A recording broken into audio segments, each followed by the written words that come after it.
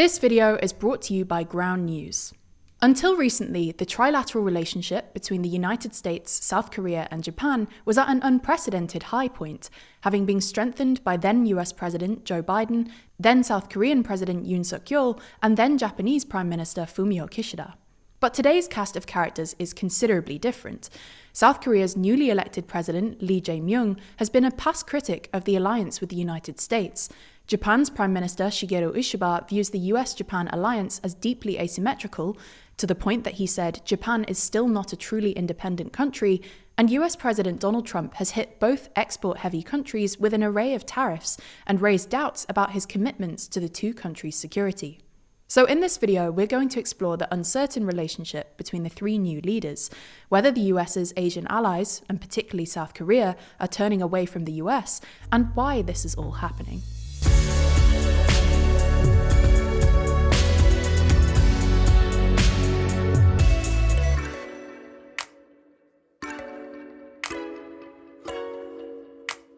If you're interested in the political alliances and groupings that shape our world, then you might enjoy our poster, Every Alliance Explained. It shows, in slightly confusing detail, all of the world's major alliances and how different countries link together. Check out the poster as well as the video which explains it by clicking the link in the description. We're going to largely focus on Lee Jae-myung, as his election as South Korean president last week is the most recent thing shaking up the trilateral alliance. But we'll also touch on Japan, and of course Donald Trump will feature throughout. It's worth starting by pointing out that South Korean President Lee is from the left-of-center Democratic Party, or DPK, and under the last DPK president, Moon Jae-in, who served from 2017 to 2022, bilateral relations between South Korea and Japan fell to the lowest point in decades, largely over unresolved historic points of tension relating to Japanese colonial rule over Korea. Moon's relationship with Donald Trump didn't end on great terms either, as despite Moon playing a key role in getting Trump and North Korea's Kim Jong-un to talk, he later found himself sidelined from the dialogue by the US president. So that past experience under the last DPK president may point to a more awkward relationship with both the US and Japan. On top of that, before this year's general election, Lee had been pretty critical of the alliance with the United States, as well as being a critic of cooperation with Japan within the framework of the trilateral alliance. In 2021, he sparked a fiery debate when he said that the US had played a role in Japan's annexation of Korea in the early 20th century, and he described US troops on the peninsula in the aftermath of World War II as occupying forces. And in 2022, Lee denounced joint US-South Korea-Japan military drills as an extreme pro-Japanese act and a defense disaster. Now you might think that everything we've just said spells doom for the South Korea-US and South Korea-Japan relationships, but it's not so simple. In a relatively short period of time, Lee Jae-myung has undertaken a considerable shift in his foreign policy positions, and during the recent election campaign, he did not pitch himself as a populist progressive, but instead campaigned as a self-styled pragmatic centrist who staunchly supports the alliance with the US. On the campaign trail, he spoke of the alliance as the foundation of South Korean diplomacy, and in his inauguration speech last week, Lee pledged to reinforce the Korea-US alliance and strengthen trilateral cooperation with the US and Japan.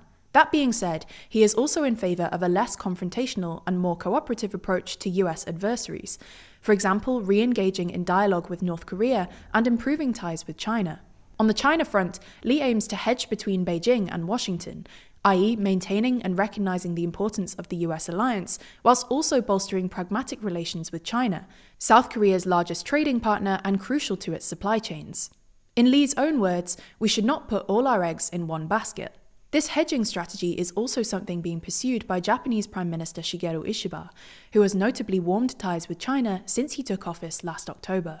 Nevertheless, even though South Korea's President Lee has reorientated himself as a strong supporter of the US alliance, that doesn't mean that a warm relationship is guaranteed over the coming years. In fact, there are plenty of potential hurdles. The first and most obvious is tariffs. Donald Trump shocked South Korean officials on so-called Liberation Day when, despite a bilateral free trade deal, he imposed a 25% tariff on imports from South Korea, not to mention the sectoral tariffs on automobiles, steel, and so on.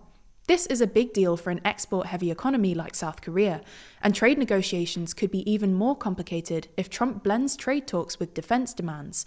He has made no secret of his desire for South Korea to pay, perhaps billions more, to the US for its stationing of roughly 28,500 American troops on the peninsula. On top of this, there have been reports that the Trump administration has been considering a partial withdrawal of troops from South Korea. These are all dilemmas also facing Japan, which was similarly rocked by Trump's tariff spree, and on top of that has been left deeply frustrated at the US's intense politicking over Japanese firm Nippon Steel's bid to take over US Steel. But back to South Korea. In another point of potential tension, Trump's Undersecretary of Defense for Policy, Eldridge Colby, said last year that US forces in Korea should be overhauled to focus on deterring China rather than defending South Korea against North Korean threats. Lee evidently doesn't have the same view on China's assertiveness in the region as the US has. On the China-Taiwan conflict, for instance, Lee said during the election campaign that South Korea must prioritize the national interest and avoid becoming too deeply involved. But the US's increasingly adversarial relationship with China will make it harder for Lee to hedge between the two great powers, particularly if the Trump administration puts pressure on South Korea to get on board with US efforts to contain and deter China. Even in an area where Lee and Trump have common ground, seeking dialogue with North Korea, there is a fear in South Korea that they could once again find themselves sidelined by Trump if he chooses to unilaterally reach out and coordinate with the Kim regime, something that Lee has previously expressed concern about. Nevertheless, for now, Lee has launched a charm offensive on Trump, praising his negotiation skills, talking about golf, and even their respective assassination attempts, in a bid to build a strong personal relationship and prioritize reaching some kind of deal on trade tariffs. But the real question is whether Lee's new center-ground pro-US alliance position will hold even when the going gets tough. If things start heading in the wrong direction, say tariff talks are unfruitful, rifts emerge over defense payments and approaches to China and North Korea, we'll have to wait and see whether Lee falls back into his more skeptical and critical position on the US-South Korea alliance. At the same time, while global conditions basically necessitate South Korea-Japan cooperation, and both leaders know this, there is always a risk that tensions could flare over historical grievances, perhaps in relation to the upcoming 80th anniversary of the end of World War II, and Lee may well revert to populist anti-Japan rhetoric that could further shake the bilateral and trilateral relationship. If you want to know more about this topic, there's plenty of other outlets reporting about it online. Unfortunately though, it's sometimes hard to tell exactly which way these outlets lean politically, making it difficult to understand exactly how your view of world events is being biased by the sources you're reading. That's where this week's sponsor, Ground News, comes in. Their website and app, developed by a former NASA engineer, allows us to pull back the curtain on media bias and have a look at exactly how each story is being covered.